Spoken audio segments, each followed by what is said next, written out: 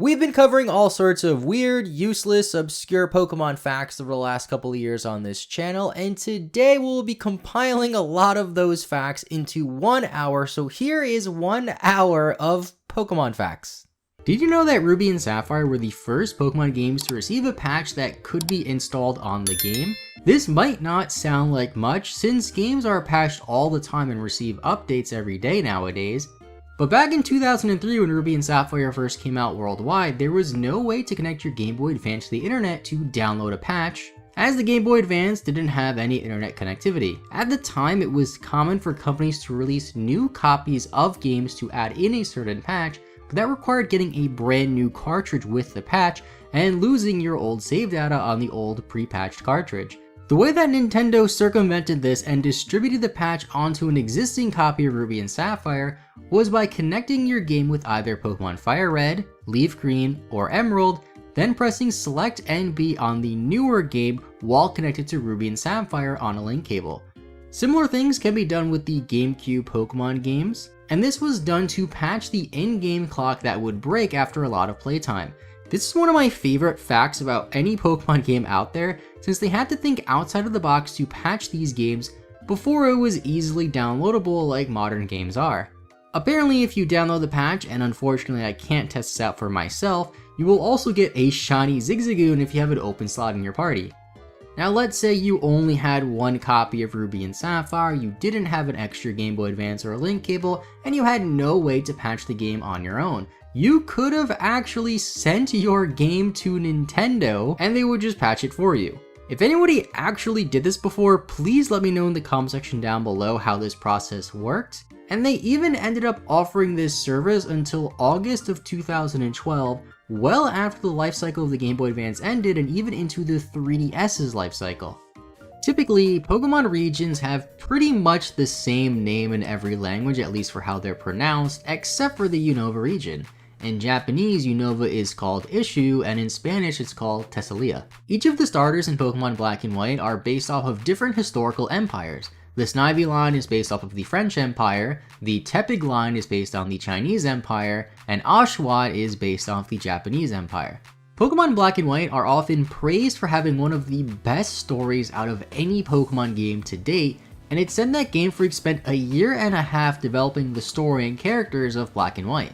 Junichi Masuda stated that while working on Pokemon Ruby and Sapphire, they considered changing the amount of Pokemon the player can carry on their team, as well as the amount of moves each Pokemon can learn, possibly increasing it from the traditional 4 moves per Pokemon.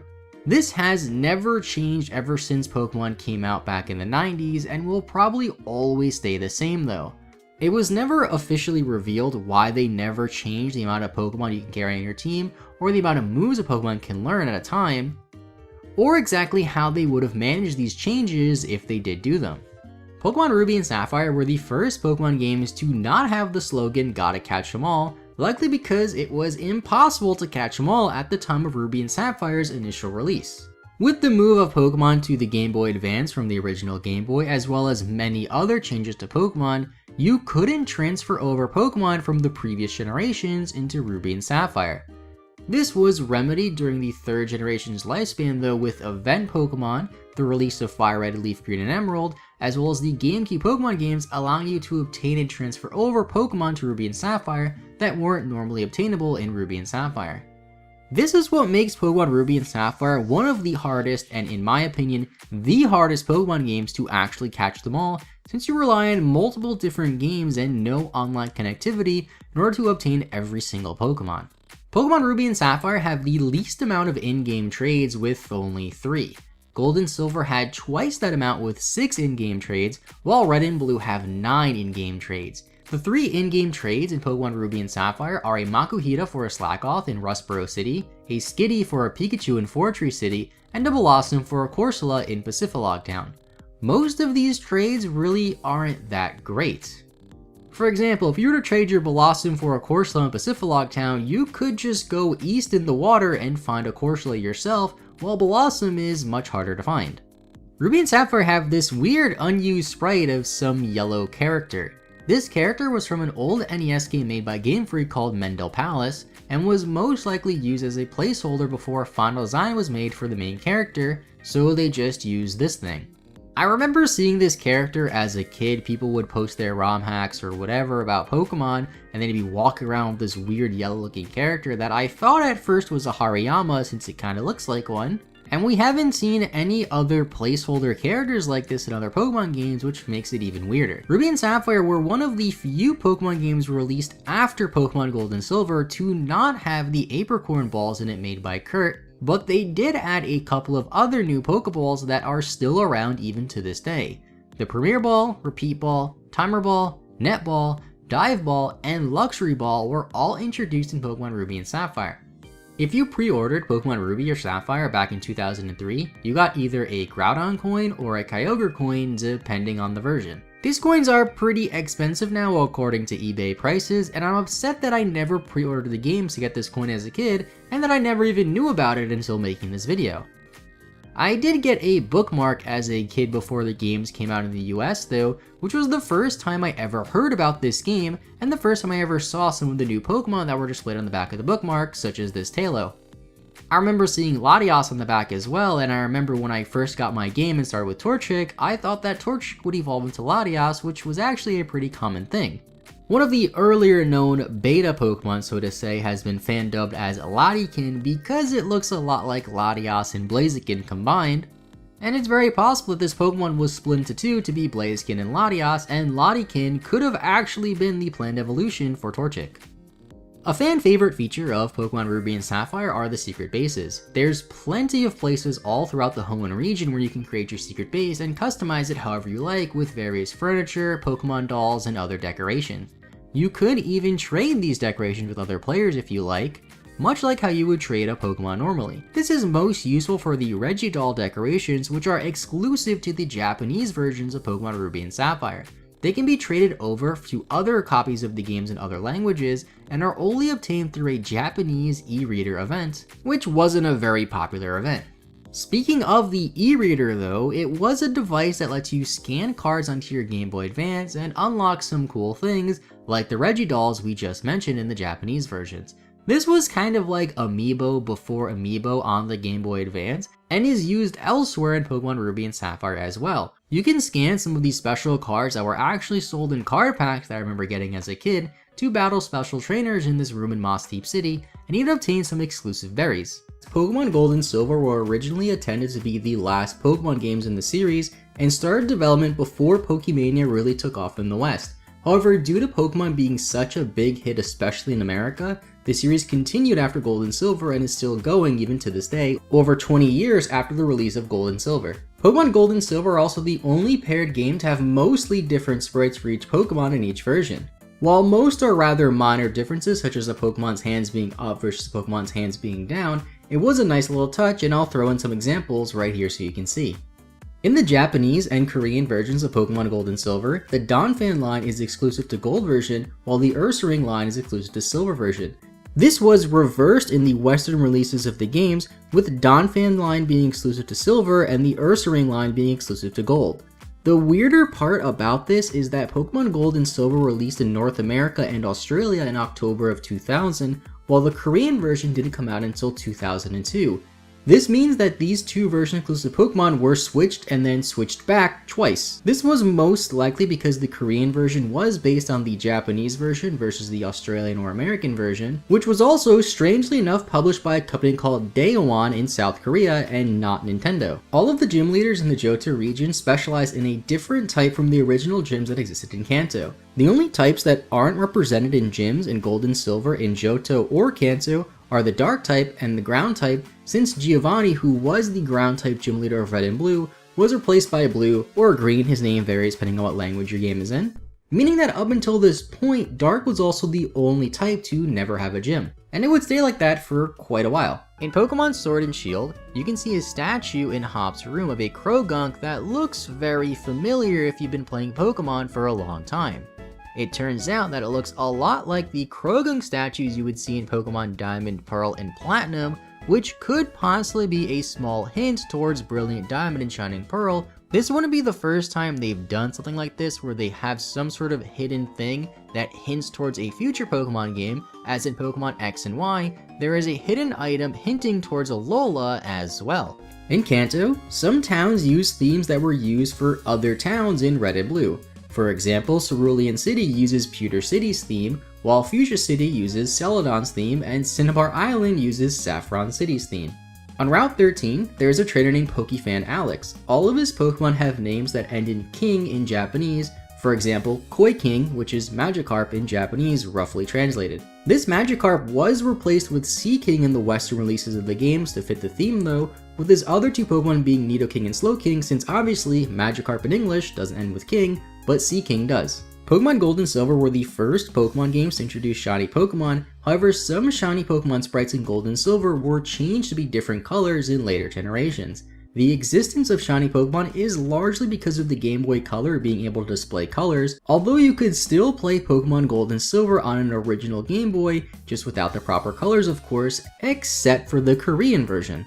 The Korean version can only be played on the Game Boy Color, since the Korean characters require more memory to display in order for the Game Boy to display them, and the extra power of the Game Boy Color was needed. This is yet another reason why the Korean version of Gold and Silver is one of the weirder versions of any Pokemon game to ever release. Gold and Silver are the only Pokemon games that you can trade directly with a game from the previous generation, in this case Pokemon Red, Blue, or Yellow. This can be done by using the time capsule, although in order to trade a Pokemon back to a Generation 1 game, it has to be a Pokemon that exists in Generation 1 and is compatible with the Pokedex. There are some glitches involved with this with some of the Generation 1 glitch Pokemon, such as all the Missing No variants, and when some of these glitch Pokemon are traded over to a Generation 2 game, they are actually transformed to a Generation 2 Pokemon instead. Some Pokemon traded to Gold and Silver from a Generation 1 game would be holding a held item as well, which is interesting because Pokemon were unable to hold items in the Generation 1 Pokemon games. Most of the held items end up being berries, but the more notable items include Clefable holding a Leftovers, Staryu holding the TM for Reflect, and Chansey holding a signature item the Lucky Punch if traded over to a Gen 2 game. Pokemon Silver slightly outsold Pokemon Gold worldwide. Typically with paired Pokemon games, the name that comes first in the pair tends to sell better, but Silver version is one of the very few exceptions. Gold and Silver combined are also the third best selling games on the Game Boy Color with 23 million copies sold, while their DS remakes on the DS are the 8th best selling game on the DS with 12.7 million copies sold. The only games to outsell Gold and Silver are Pokemon Red and Blue in the number 2 slot with about 31.4 million copies, and Tetris in the number 1 slot with 35 million copies sold, and a lot of the Tetris sales can be attributed to the fact that Tetris was actually bundled with the original Game Boy when it first came out. The entire Cyndaquil line shares the exact same stat line as their counterparts in the Charizard Evolutionary line, while the Meganium and Venusaur lines share very similar stats except for their defense and special attack, which are flipped, but the rest of them are the same. With Blastoise and the Feraligatr lines, however, they have different stat lines for each stat, but their base stat totals are the same and the stat number of every stat is the same, just applied to a different stat, with the exception of their speed, which is all the same. Similar to the Kanto region, the Johto region is also part of Japan, known as the Kansai region, which is adjacent to the Kanto region in actual Japan. The Kansai region has a lot of traditional Japanese architecture and history, which was a big influence for the Johto region. Johto has a lot of traditional Japanese architecture and history into it, and does a great job of representing the area that the region is based off of. That's part of the reason why I personally really enjoy the Johto region as a whole, as it feels pretty unique from every other region. The Lake of Rage was actually originally supposed to be its own town in Gold and Silver and feature a gym. This was speculated for quite some time since you are able to fly there despite it not being a town, which isn't typical for a place you should be able to fly to. This was actually true as we ended up learning up from the recent Pokemon Gold and Silver leaks about their beta and their development in general, although this was changed during the development of Gold and Silver, which received a lot of changes in development overall. In 2017, the 3DS Virtual Console releases of Pokemon Gold and Silver had some changes from the original games. For example, Jinx's sprite was changed in every language version of the game to represent the English version sprite, as the Japanese sprite was a lot darker, and many move animations were also altered to reduce some flashing that would happen with certain attacks, and also rapidly changing colors, which could disturb some people. Pokemon Diamond and Pearl are the only main series Pokemon games to introduce new Pokemon that aren't part of that region's regional Pokedex. Typically, new Pokemon added in a new Pokemon game are native to whatever region that game is based off of, but for Pokemon like Heatran and Regigigas and Sinnoh, that just isn't the case. Did you know that Pokemon Diamond and Pearl have the ability to connect with the most Pokemon games out of any game in the entire series? Diamond and Pearl can connect up with 19 other Pokemon games, whether it be by transferring over Pokemon from the 3rd generation games into Diamond and Pearl, transferring over a Pokemon from Diamond and Pearl to a 5th generation game, or even connecting with a side game like Pokemon Ranger or Pokemon Battle Revolution. Pokemon Diamond and Pearl came out worldwide in 2007, which was around the same time that internet culture and internet speak started to become more popular and more mainstream. Because of this, Pokemon Diamond and Pearl features some of this internet language, with a trainer in Oreburgh City even calling you a noob. Yeah, no doubt this game came out in 2007 with that dialogue. In the library in Kanalave City, there's a book that says humans and Pokemon used to get married to each other many years ago. This was changed for the English releases of the game to say that they used to eat at the same table instead. I'm actually pretty surprised that they left this in the Japanese version even, didn't think it would be a better idea to change it or remove it like they did with the international releases of the game, since the idea of people marrying Pokemon just seems really weird. The trainer class called Gambler first appeared in Pokemon Red and Blue, which was controversial in the West. This was eventually changed to be the Gamer class in Generation 2, but in Diamond and Pearl they decided to give the trainer sprite the class name of PI, or Private Investigator. He is clearly flipping a coin and is supposed to be a gambler, but they were forced to rename the class in the West. Now, to be fair, this sprite of the Gambler or Gamer does look pretty different than what it does in other games, but it's still very clearly supposed to be some sort of gambling reference. I guess they thought that the PI was more fitting than Gamer for this particular sprite, but we all know that he's really the gambler. In Pokemon Diamond and Pearl, you can find a wild Steelix. This was the first time a Pokemon that evolved by trade only could have been found in the wild in any Pokemon game. The trees in Pokemon Fire Red and Leaf Green version in the Viridian Forest look like buff men flexing, and now you can't unsee this. Not really a weird fact, but somebody commented about this, and now I can't unsee it either. The Ice typing is the only type with an equal number of physical moves and special moves. This will most likely change when we see more Pokemon games in the future, but it's kinda cool. In Pokemon Omega Ruby and Alpha Sapphire, the Poochyena you find on Route 101 to learn the sneak mechanic will have Ice Fang, Fire Fang, or Thunder Fang, depending on which starter you pick. A lot of things in Pokemon that are seen as random chance, such as Wurmple evolving into Silcoon or Cascoon, isn't truly completely random. This is because the calculations to determine how Wurmple evolves is based on a lot of factors like the personality value, which you can't see in-game, and at that, the personality value takes into account a lot of other values in the game. In Pokemon Fire Red and Leaf Green, there's a trainer in the Battle Tower with the shiny Espeon. This is one of the very few instances where a random trainer has a shiny Pokemon on their team, and as a kid, this taunted me since I really wanted that shiny Pokemon but didn't have any. If there was a Pokemon that had every single type at once, it would still have one weakness in only Rock. While riding the cable car in Pokemon Ruby, Sapphire, and Emerald up to Mount Chimney, there's a very small chance you'll see a hiker in the background climbing the mountain. Pokemon Diamond and Pearl released in South Korea on February 14th, 2008, being the first Pokemon games released in South Korea since Pokemon Gold and Silver. This is because that Japan and South Korea still have a sour history from World War II, and the Korean version doesn't even have slot machines in their game corner at all since gambling is banned in South Korea. This next fact is a pretty well known one, but it's still one of my favorites. Way before Pokemon Diamond and Pearl came out, there were bootleg Pokemon games called Pokemon Diamond and Pokemon Jade for the original Game Boy.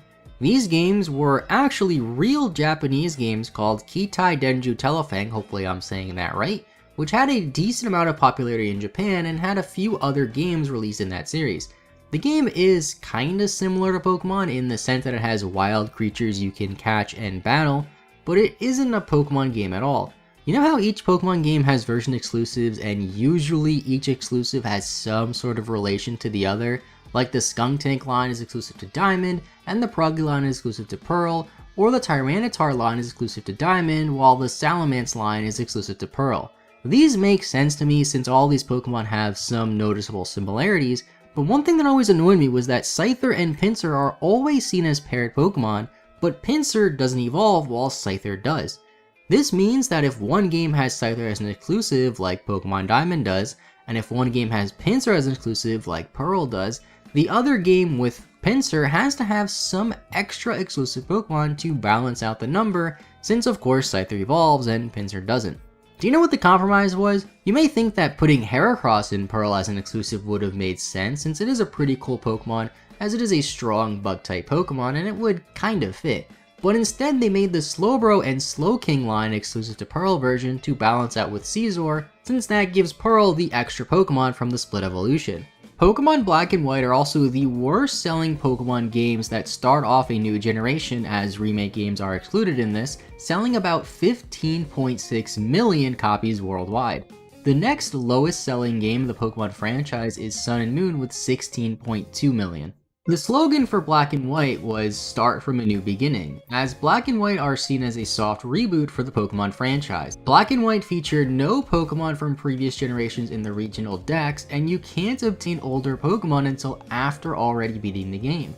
This upset many Pokemon fans at first, but the intentions were to make the game feel like how somebody would have felt if they played Pokemon Red and Blue for the first time when they first came out, encountering many new Pokemon. Because of the exclusion of older Pokemon in the main story, Black and White also introduced the most new Pokemon into the franchise for any generation ever, with 156 total new Pokemon, which is even more than the introduction of Pokemon when we got Red and Blue. One of the most iconic Pokemon to come out of Pokemon Black and White was Chinchino, which was designed by Atsuko Nishida. They are also responsible for designing Pikachu, and they intended for the Chinchino line to be parallels of Clefairy and Clefable from Kanto. Chinchino also couldn't learn the TM for Thief in Black and White, although its pre-evolution Minccino could learn the TM. This was a mistake that was later fixed in Pokemon Black 2 and White 2. In Pokemon Black and White, you pick your starter alongside your rivals, Bianca and Cheren. Bianca lets you pick first, and this was the first time in the Pokemon franchise that your starter was given to you from somebody who wasn't the professor of that region. After picking your starter, you get to battle Bianca. If you manage to defeat her without taking any damage, which is very hard to do, Cheren will comment on how you somehow managed to win without taking any damage. Since this is such a hard thing to accomplish, it's pretty weird they would bother to put this in the game, as it's a string of text that most players would never see even if you played the game multiple times. The two main protagonists of Pokemon Black and White are named Hilbert and Hilda, although they received a few name changes along the way in their development. Hilbert was originally named Black, while Hilda was originally named White, and later on they had their names changed to be Blair and Whitley, with Blair being the male and Whitley being the female, as the first letter of these names also share the first letter of the titles of Black and White. They were also referred to as Kuro and Shiro at one point, which mean Black and White in Japanese.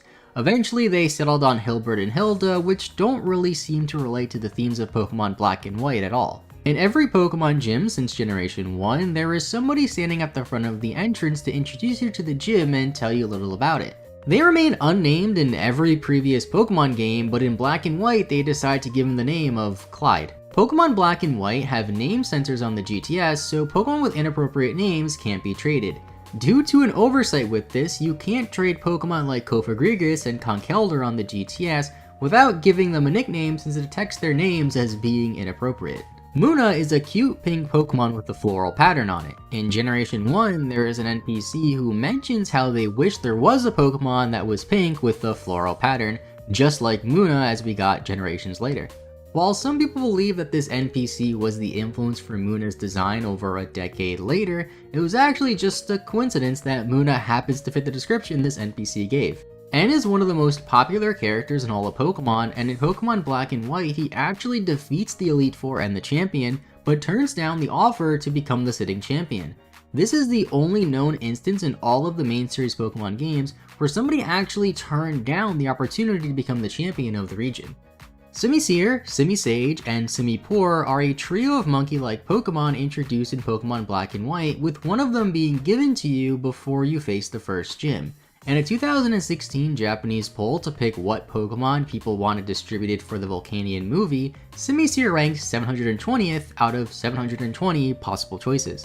Pokemon Gold and Silver also introduced a new item called the Berserk Gene, which never appeared in the main series Pokemon game ever again after Crystal version. The Berserk Gene was a held item that would be consumed at the very start of battle when the Pokemon was sent out, and would confuse the user but raise their attack by 2 stages.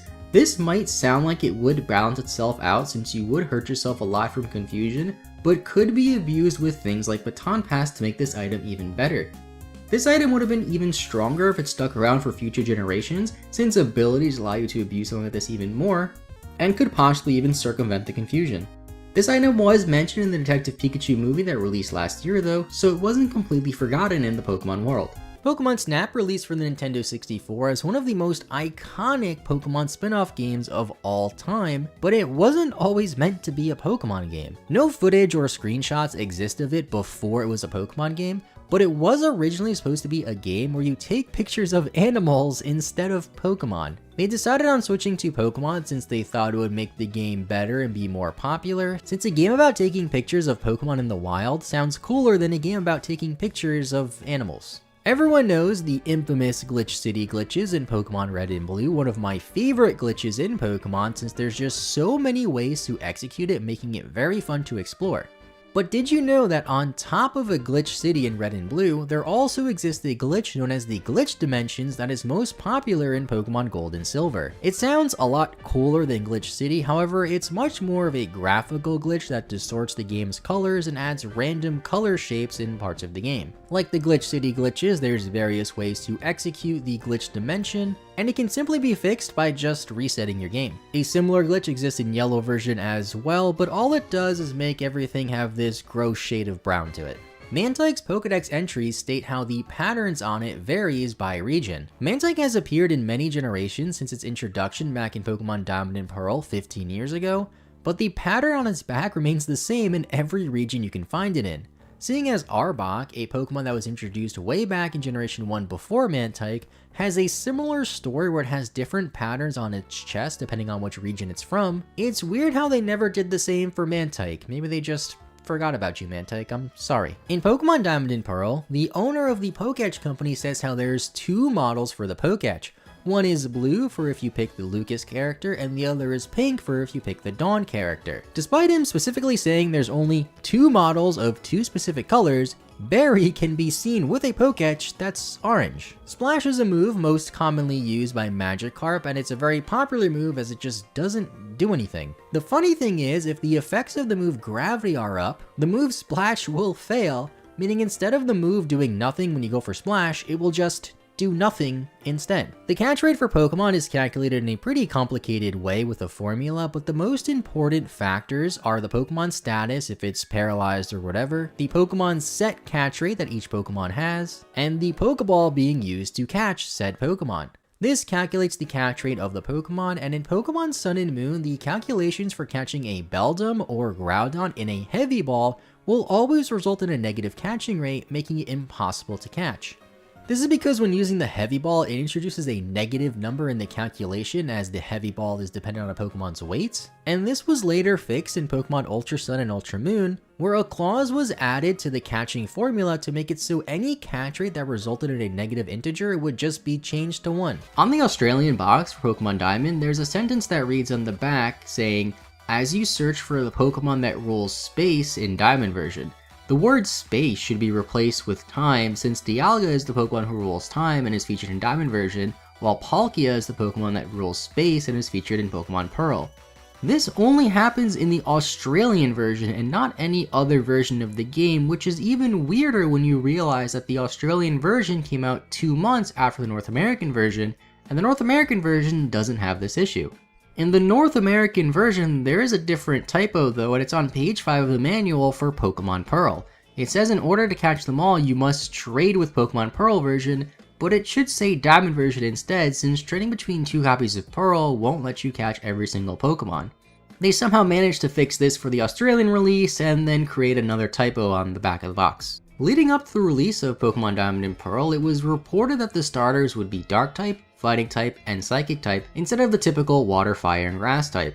In Black and White, the only non-grunt members of Team Plasma you battle are N and Ghetsis, as in these games Team Plasma doesn't have any admins or executives. N isn't even referred to as a Team Plasma member when you fight him the first couple of times, and instead has the trainer class of being just Pokemon Trainer.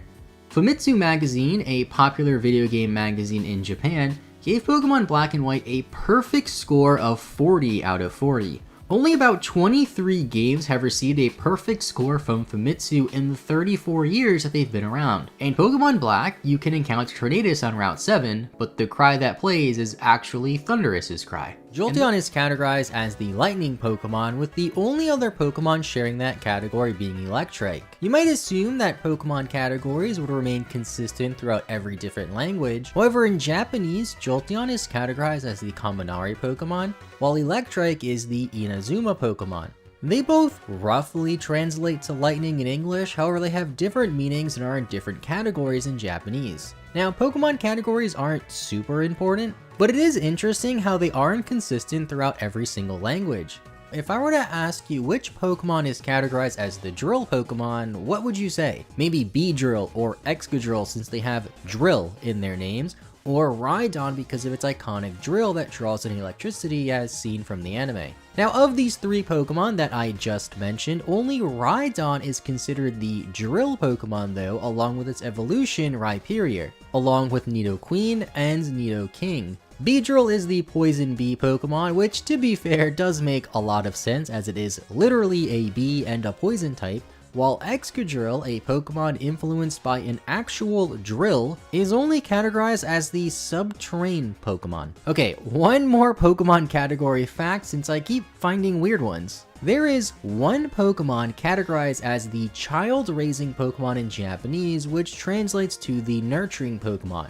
You might think this is perhaps Kangaskhan, Chansey, or even Marowak since they all care for a younger Pokemon, but no, it's Lavani. I can't believe I'm saying this, but I guess canonically Lavani is Pokemon Mommy. In English, the Pokemon Deino is the only Pokemon out of almost 1,000 Pokemon to have all of the letters in its name be listed in alphabetical order. Z-Moves were introduced in Pokemon Sun and Pokemon Moon as once per battle moves you could go for that would enhance an existing move in some sort of way. They either make the move a lot stronger or add some sort of bonus effects, except for the moves Healing Wish and Lunar Dance. You can use them as Z-Moves if you want for battle and go for the whole dance and everything, however they have no extra added bonus effects, making it no different than just going for the regular move without burning your Z-Crystal and your one Z-move for the entire battle. I'm sure you all have heard a lot about the creepy Dex entries, with the most common ones being how Phantups come from the souls of lost children in the forest who have died in the past, and how Drifloon just straight up steals children. But did you know that the masks worn by Yamask represent the faces of their previous lives, and they retain all of the previous lives' memories? Many people associate the "gotta catch 'em all" slogan to Pokemon, although the slogan hasn't been used in a very long time in Pokemon games. So long that the last time it was used on a Pokemon games box was in early versions of Ruby and Sapphire about 20 years ago, but they were scrapped for the final versions as the final games don't have the slogan on the box. One of the unused default names for Red in the English versions of Red and Blue is Ninten, while the unused rival name is Sony. These are inaccessible in normal gameplay, but still exist in the game's files, and is most likely a nod towards Sony, which were Nintendo's biggest rival in the mid to late 90s. The name Ninten could also be a reference to the main character in Mother, who is also named Ninten, as Mother was developed by Creatures Inc., who also worked on Pokemon Red and Blue. Many Pokemon have their own signature moves, some of which can even be learned by other Pokemon. The Pokemon that has the most signature moves though is Zygarde, with 4 signature moves consisting of Land's Wrath, Core Enforcer, Thousand Arrows, and Thousand Waves.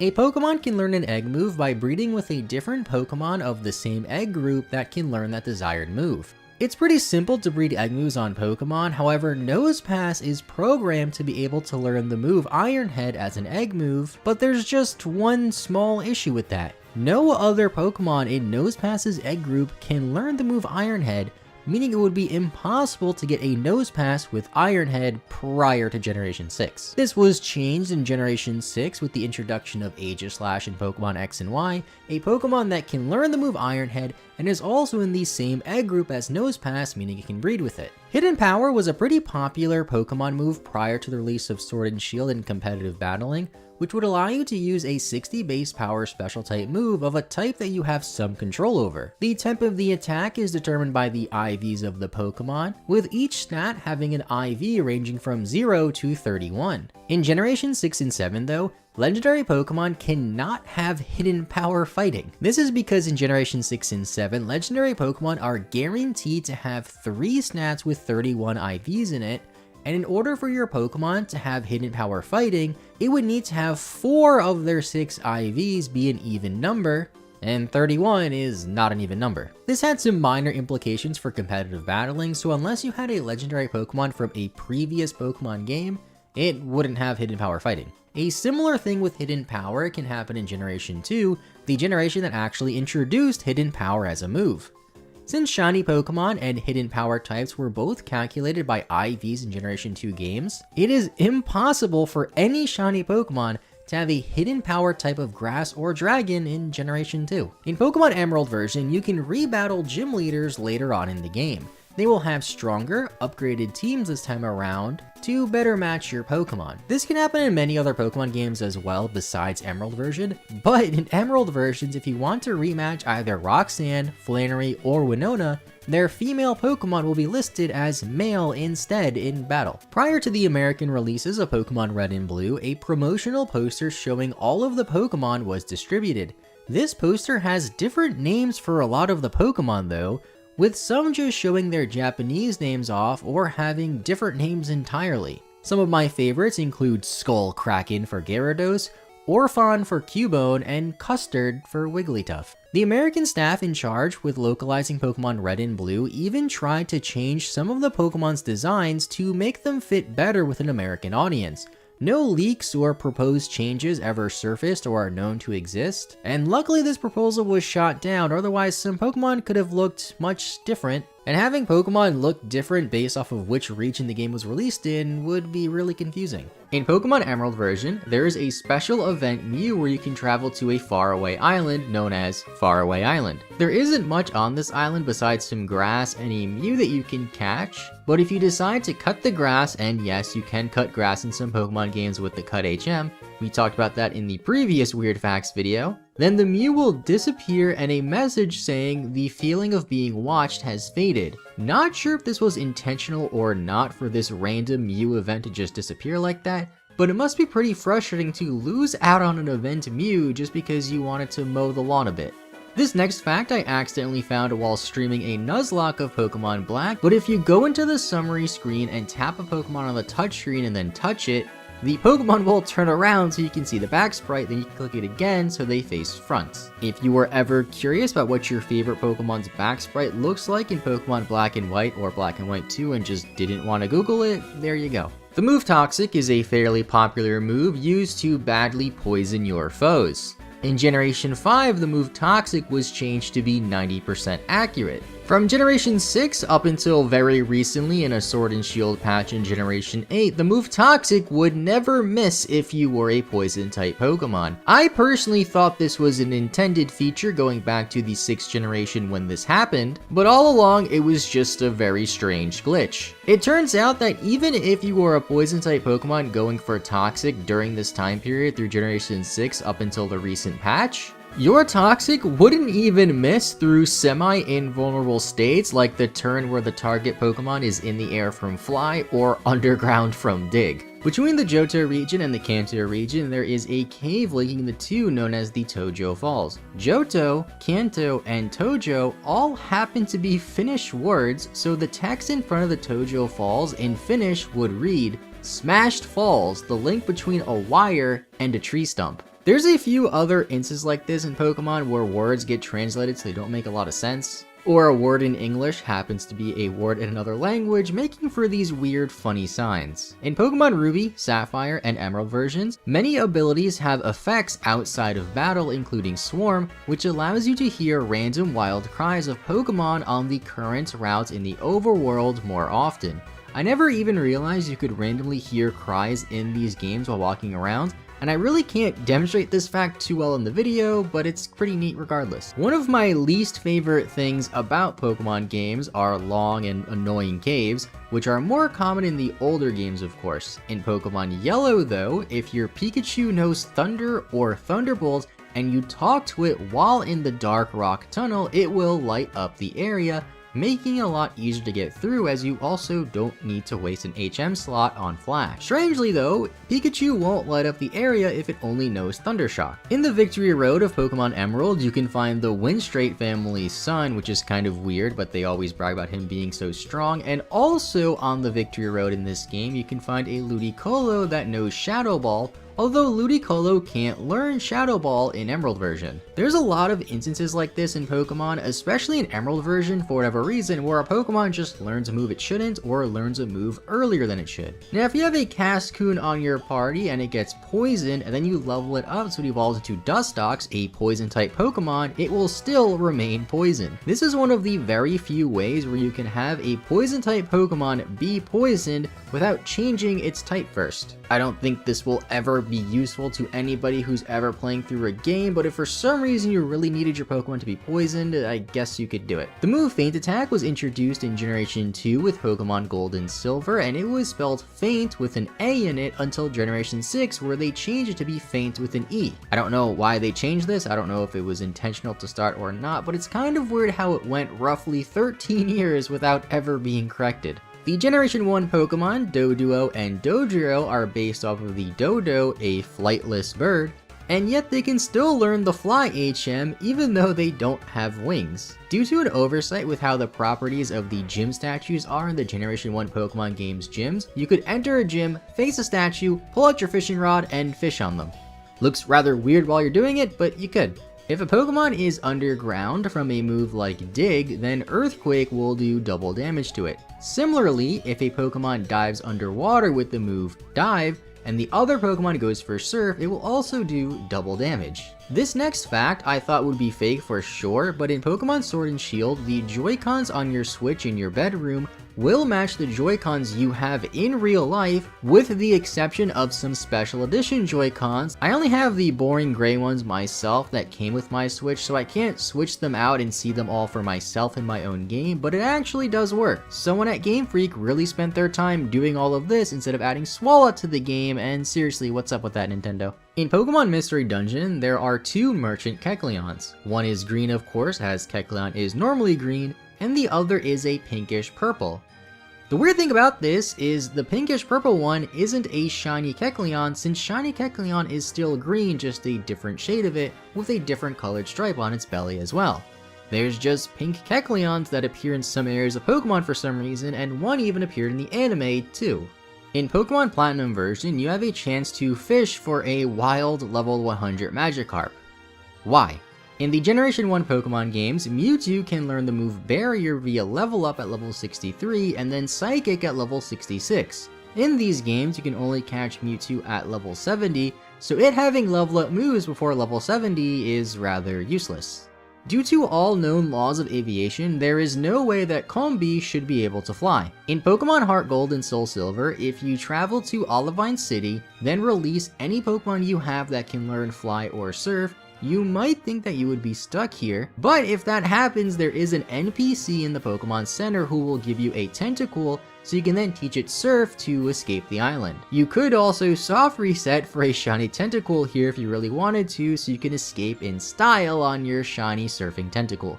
One widely known random fact is that Skitty and Wailord can breed because egg groups are just weird like that and change throughout various Pokemon generations. But did you know that Seviper and Zangoose, Pokemon that are said to hate each other and be mortal enemies in multiple areas of Pokemon lore and Pokedex entries, can also breed with each other? In Pokemon Black 2 and White 2, Pinsir and Heracross are the only Pokemon in the entire Pokemon series to have a 0.25% encounter rate, making them technically some of the rarest Pokemon by just pure encounter rate percentages. Vaporeon is known as the Bubble Jet Pokemon, but as of Generation 8, Vaporeon cannot learn the move Bubble. There are many types and type combinations in Pokemon since there's like 1,000 of them now, but still a lot of type combos that we are yet to see. Of all of the existing types though, there's only 3 types that are paired with every single other type on a dual type Pokemon, being Water type, Flying type, and Psychic type. Pokemon moves are split between physical moves, special moves, and status moves. The Psychic type has the most status moves out of any other type though. Gold and Silver were the first Pokemon games released in South Korea, although they were distributed under a different company that wasn't Nintendo.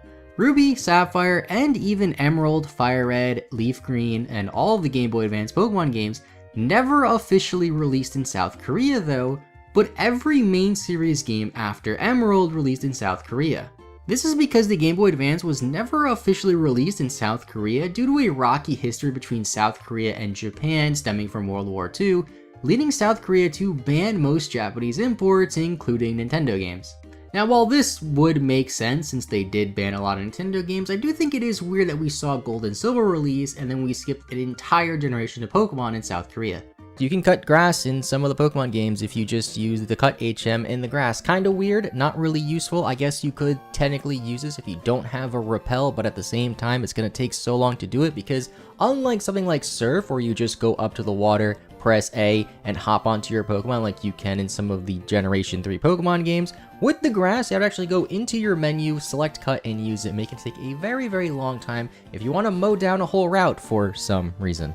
Azurill can change gender when evolving. This one's kind of weird. It's some sort of oversight that has to do with how the gender ratio is calculated between Azurill and Meryl. The Hoenn-based games are the only games where your father's actually present, because in every other game, you never see your dad. In the 5th generation games, when you fly to a town, you're placed one step in front of the Pokemon Center's door, instead of being directly in front of the Pokemon Center like you are in every previous Pokemon game. Flygon, a beloved and strong Dragon-type Pokemon, has the same base attack stat as Trapinch, its base evolution form. From Pokemon Diamond and Pearl all the way up to Pokemon Ultra Sun and Ultra Moon, there is an Easter egg that is known as the Diamond Dust, which looks like this sparkly snow. It only appears on special days in each game, such as on January 12th in Diamond, Pearl, and Platinum for Junichi Masuda's birthday, New Year's Eve in the 5th generation games, and on your own birthday in X and Y, to name a few. When Poliwag evolves into Poliwhirl, the swirl on its stomach gets flipped. Aggron has a surprisingly wide special moveset consisting of moves like Surf, Thunderbolt, Ice Beam, Flamethrower, and Solar Beam for some reason, despite only having 60 base special attack. Something about riding around in the water on an Aggron just seems hilarious to me. Love Disc used to have white cheeks, but from Generation 5 onward, they were changed to be pink. Wailord being able to breed with Skitty is a pretty popular meme, but Wailord can also breed with Darumaka for some reason. Pokemon Yellow was the first main series Pokemon game that featured Game Boy Color support, except in the Japanese version. The Japanese version of Pokemon Yellow came out a month before the Game Boy Color released in Japan, so if you play your Japanese copy of Pokemon Yellow on a Game Boy Color, it will just have a yellow hue to it, much like how Red and Blue are having a red and blue hue respectively. Speaking of color, every single town in Kanto is named after a color, and this is best displayed in Pokemon Yellow version, except for the Japanese version of course, where each town's color matches the name. Pokemon Colosseum also has different shiny sprite Pokemon compared to the main series Generation 3 games. All Pokemon have their own official color category, but there's some weird inconsistencies to it. For example, Gloom is considered to be a blue Pokemon, although it's more purple if you ask me, while its evolution, Vileplume, is considered to be red, despite them both having a very similar color palette. Going back to Wailord, Wailord is known as the Float Whale Pokemon. Its mass implies that it's less dense than water and air, which could be why it can learn the move Bounce even though it's a whale. Bind is a normal type move that stores up power and then unleashes on your foe, but it can hit ghost types in Generation 1. For some reason, it can also do it in Generation 4 too. Red's father isn't really ever mentioned outside of a brief line of text in the Celadon City department store in Red, Blue, Fire Red, and Leaf Green. If you interact with one of the televisions next to the Super Nintendo on the 3rd floor, it'll say, "A sports game is on." Dad'll like that, meaning canonically sports also exist in the Pokemon world and are televised. Pokemon Sun and Moon were the first Pokemon games to see an official release in China. Aegislash is the only Pokemon to have its stats changed in Sword and Shield from prior games, with its base stat being lowered from 520 to 500. In the Generation 2 games, if you use Headbutt on a tree in the daytime, a night Pokemon could pop out, but it will be asleep. In the Team Aqua hideout in Pokemon Alpha Sapphire, there's a hidden text box in Shelly's room. If you talk to it, it'll describe a picture of a young Archie with a young Shelly and a Jirachi. Some abilities have effects outside of battle, with one of the most notable ones being how Flame Body can help you hatch eggs faster. Now, I'm not sure if this works for every single game, but in Emerald version though, if you have the Lightning Rod ability, it causes you to get more calls on your Pokénav, which could be pretty annoying. The Hyper Cutter ability also has an extra feature where it lets you cut even more grass if you use Cut on the grass with a Pokemon that has Hyper Cutter. This is a useless fact about another useless fact, making it double useless I guess, but at least if you really want to trim down a whole route, you can do it faster with Hyper Cutter. In the English versions of Pokemon X and Y, there's this train in the tunnel between Amberit Town and Route 9 that speaks German. I guess this means that Germany canonically exists in the Pokemon world, which is kinda cool. Prior to battling Claire in Pokemon Gold and Silver, if you obtain a Dragon Fang item, Claire will accuse you of cheating. This is because the only way you can get a Dragon Fang in this game is from her after you defeat her. However, you could technically obtain a legitimate one before fighting her if somebody trades you a Pokemon that is holding the Dragon Fang and then you take it off. The Psychic type move Future Sight hits every single Pokemon for neutral damage, regardless of weakness or resistance, and can even hit Dark type Pokemon. In the Generation 3 Hoenn games, there's a trainer in the Victory Road who has a Lantern that knows Earthquake. Lantern, a pretty cool Pokemon in my opinion, doesn't learn Earthquake. There's a few other instances of this in other Pokemon games too, where a Pokemon learns a move that it shouldn't, or perhaps learns a move at a lower level than it should, but typically that's reserved for more important trainers, so it's kind of weird to see it for some random NPC. Garchomp is commonly referenced to be able to fly in some Pokedex entries, but it still can't learn Fly despite being released all the way back in Generation 4. They had plenty of opportunities to give it Fly and they just never did. From Generations 3 to 5, the move Extra Sensory does double damage to a Pokemon that used the move Minimize. This was later on changed, so it's unclear as to if this was intended or not, or if it was some sort of oversight. N's full name is Natural Harmonia Gropius. I have no idea what that means, but I know Harmonia is also Ghetsis' last name. The Sandalwood Forest in Pokemon X and Y has the same exact layout as the Viridian Forest in Kanto. Rotom Fan has the ability to levitate despite being a flying type, which is already immune to the ground typing. I thought this was a pretty widely known thing, although so many people commented about it, so here it is. Scyther evolves into Scizor, and yet they both have the same exact base stat total. In the Generation 5 games, there's some scattered NPCs around the Unova region that you can talk to in order to add some more instruments to the background music. In Pokemon X and Y, the Route 1 encounter is always a guaranteed catch. In Generation 1, Lickitung couldn't learn Lick, and Growlithe couldn't learn Growl. When you leave a Pokemon in the daycare, it can still learn moves while it's leveling up, it will just forget one of the 4 moves it already has. In Heart Gold and Soul Silver though, a daycare Pokemon could even overwrite an HM move. Embor's Pokemon Black and White Dex entry says how it can throw a Fire Punch. Emboar cannot learn Fire Punch in Pokemon Black and White. Shorts are comfy and easy to wear. Cryogonal can learn the move Attract.